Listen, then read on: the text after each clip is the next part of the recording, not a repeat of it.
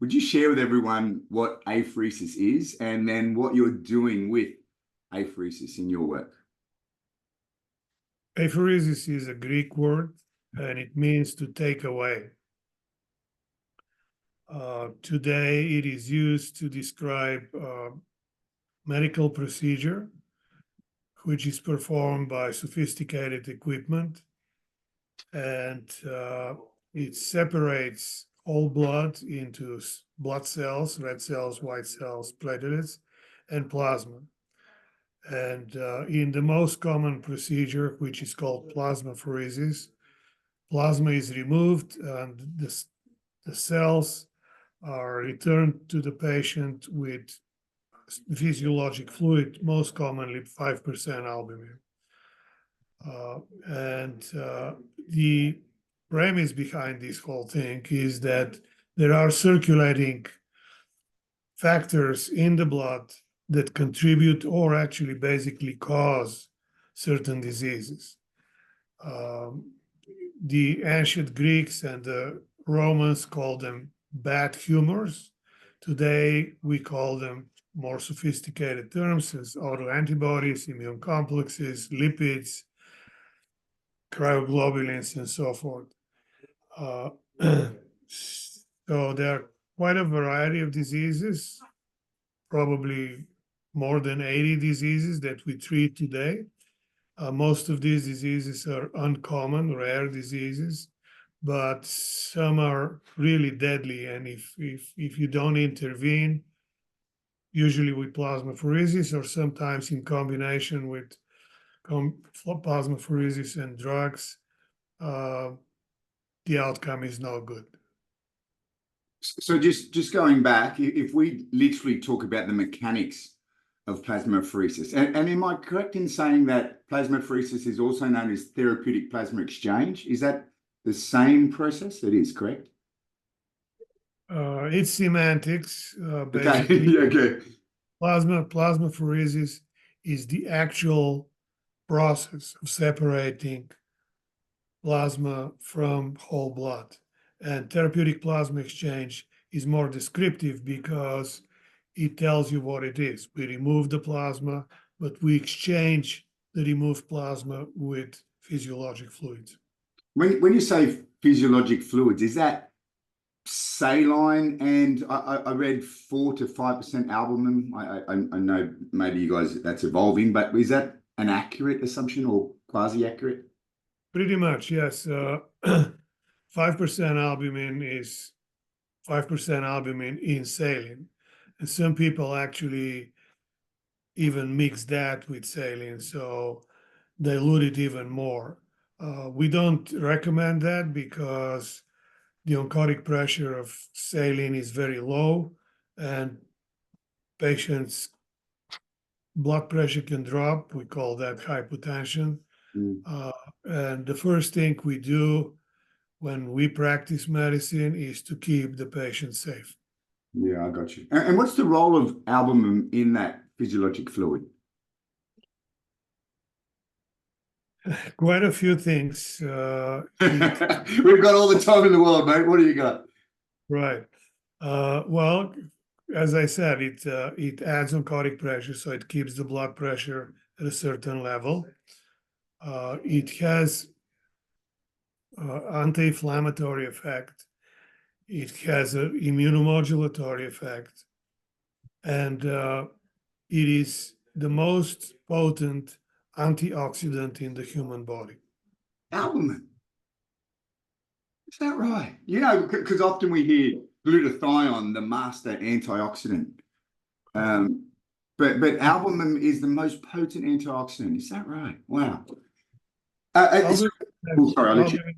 Albumin has many receptors on its surface, and these receptors attract a variety of different molecules, and many of those are harmful molecules that create oxidation. So since it removes them from the bloodstream, it becomes an antioxidant de facto. Got you.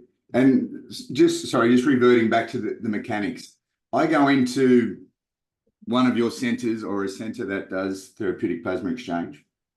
I lay on the bed, and then is somebody inserting a needle into my right arm and my left arm, or is there two in my right arm? Can you really take us through the mechanics of this process? Yes, there is an IV in one of each arms.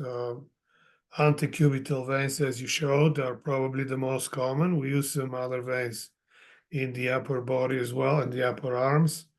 And one, blood is withdrawn from one of the veins into the machine, and after the processing and adding the albumin, it's returned through the other arm. And the plasma is separated and taken away. The patient's plasma is usually thrown away unless we do research. We may use it for research purposes, but usually it's thrown away. And it's replaced with albumin, or in certain situations, not very common, but some deadly diseases require substitute with fresh frozen plasma, which is taken from other people. I'm sort of, such as my mind, Dobri, it jumps around a little bit. Did you hear recently in this world of popular press and longevity, there's that gentleman, Brian Johnson, the most measured man, air quotes, in history. Have you heard of this guy? 15% of his calories come from olive oil. He's incredibly transparent with the millions of dollars that he's spending on his body to extend his health span, to extend his lifespan. Have you heard of this guy, Brian Johnson? Yes. Who hasn't? Yeah, exactly, mate. So anyway, where my mind jumped to when you were just saying that, recently he withdrew some of his blood and he replaced it with his son's blood. Did you hear about this? It attracted a bit of negative attention, and maybe it was misconstrued. Yes, this was brought to my attention, but what was also brought to my attention, I hear this second or third hand, so I can't claim that what I'm telling you is true, but I was told that after the experimenting with somebody else's plasma, he was not impressed by the results and stopped doing it. That's what I know. Yeah, and is that the origins of plasmapheresis? Is there the term that I was, is it parabiosis, where there was the research done on the old rat combined with the young rat, and they essentially mixed their blood. The old rat benefited, got younger, and the young rat actually had the opposite and had a terrible experience and grew older. Exactly. Yes, it's called parabiosis, and the blood circulation of two animals in what we have done is with mice. So one older mouse and one younger mouse, that are genetically the same. We combine their circulation, and the most famous experiment was done in Stanford in 2005 by Irina and Michael Comboy. And what they found is exactly what you said. The young mouse got older, and the old mouse got younger. So, yeah, excuse me. Yeah, I'm human too. So, I'm glad to see. We don't like talking to robots on this show, mate. I'd rather speak with humans. Yeah. So identifying the actual particles within the plasma that are responsible for either way, either the young process or the older process, has not been easy. It's actually very difficult, and enormous amounts of money, and I'm talking millions and millions of dollars, have been spent by reputable companies, investment companies, as well as very good scientists, and they haven't been able to come up with anything. So chances are that there is no magic bullet. It's not one thing that causes one thing or the other. Uh, so we have concentrated more on what causes the young mouse to get older, because that's what we're seeing in aging. We're getting older. In humans, there is no natural process or experimental process that we get younger. So we want to identify what is going on that people get in the blood, possibly that what is going to make us older. And these are called genomic factors, and we've been looking for genomic factors. And there are some candidates, but at the moment I cannot, pinpoint anything. However, there are any. So we know that the old plasma will cause the young animal to get old. So there is zero evidence in humans that young plasma really contributes to the aging process, to eliminating the aging process. And as you probably know, I designed a translation model for the parabiosis in humans. We cannot do parabiosis in humans, so I suggested certain manipulation with apheresis, so we can do that in humans. And as I said, with plasmapheresis we can remove the old plasma in humans, but what do we replace it with was in question. And obviously people said, well, young plasma is the key. We have to use young plasma. And I was very much against that.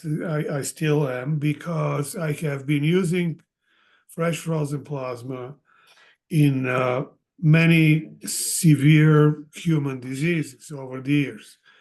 And what we see when we use plasmapheresis with fresh frozen plasma is that inevitably the patients develop allergic reactions. Mm. They could be simple rash, maybe some difficulties breathing, but that's it. However, on occasion, it's not very common, but on occasion we see something it's called trarich, which is a really, really horrible experience. And I hope you or nobody on this call experiences that or sees it, because the patients stop breathing and convulsing and really die in front of your eyes. And there's nothing you can do about it. It's poorly understood reaction to foreign blood. Again, it's not very common, but as people have mild reactions, you never know when it's gonna turn into a horrible reaction. So I was very much against that in our experiments with aging humans. The reason for that is, we can handle this in a hospital setting, in a in ICU. We pre-medicate patients with drugs and so forth. But in an outpatient facility like ours and others in the country, this is not possible. It's certainly not recommended. People still do it. There was a guy in California who started doing it right after the parabiosis paper was published. And he started infusing young plasma in humans. I, so I know two people personally who died in Oh, his wow. hands. And the FDA kind of got on his back and said that this was illegal. Illegal or not, people are still doing it. There is a guy in Texas who he claims special plasma. There is no special plasma. He takes plasma from younger individuals and sells it to anti-aging doctors. And they do it. Fortunately for everybody, they haven't seen serious reactions. They see the usual reactions but they're not afraid of that because they can handle it easily. But it's only a matter of time whether somebody's gonna die. On the commercial side, this particular thing with the young plasma is not scalable because blood products are highly regulated, not in the United States only, but in every state in the United States. You cannot export blood products from one state to another. So at the moment, this is limited to Texas. It's illegal to transport it in another place. Some of these people don't care about legality, but eventually it's gonna come up. So certainly not scalable throughout the country, let alone throughout the world, because you cannot export blood products in other countries.